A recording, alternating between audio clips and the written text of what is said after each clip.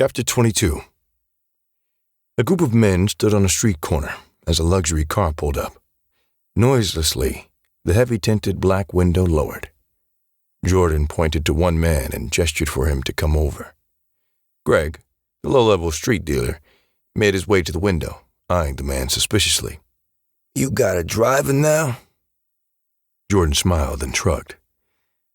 "Business is good," he stated, a smug look on his face. "I have a few jobs for you." Greg smiled widely, showing off his yellow and broken teeth. "You know you can always count on me." Sickened by Greg's ugly smile, Jordan turned away in disgust. The dealer opened his mouth to protest the look on the other man's face when Jordan held up his hand at the sound of his phone ringing. After a hushed and angry call, Jordan hung up and turned to Greg. "I need you to take care of an urgent matter," he growled. "Sure. What do you need?" "I need you to send a message to a man named Dante Holmes. Tell him to stay out of our damn business," Jordan hissed. "It seems he just interfered with a very important task I needed done." "How much do I get for this job?" Greg asked. Jordan just smiled. "Dante Holmes is Brian and Kira's cousin." Greg's ugly smile widened as he remembered being humiliated at the after-hours club. "What kind of message?" "A brutal one."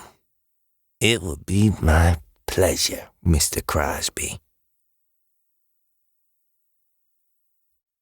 Chapter 23.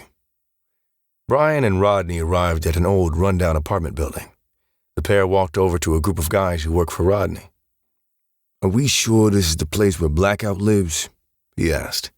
"Yeah, this is the spot," one of the men replied. He looked between them.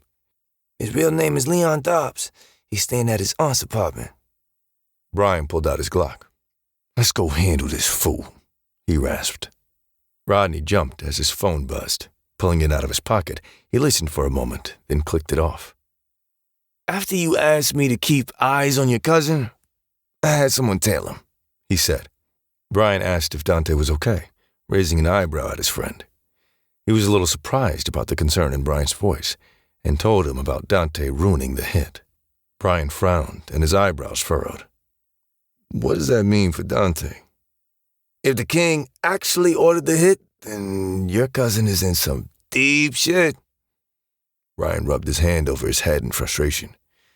"Stupid-ass college boy," he muttered under his breath. "I got this if you need to go check on your fam."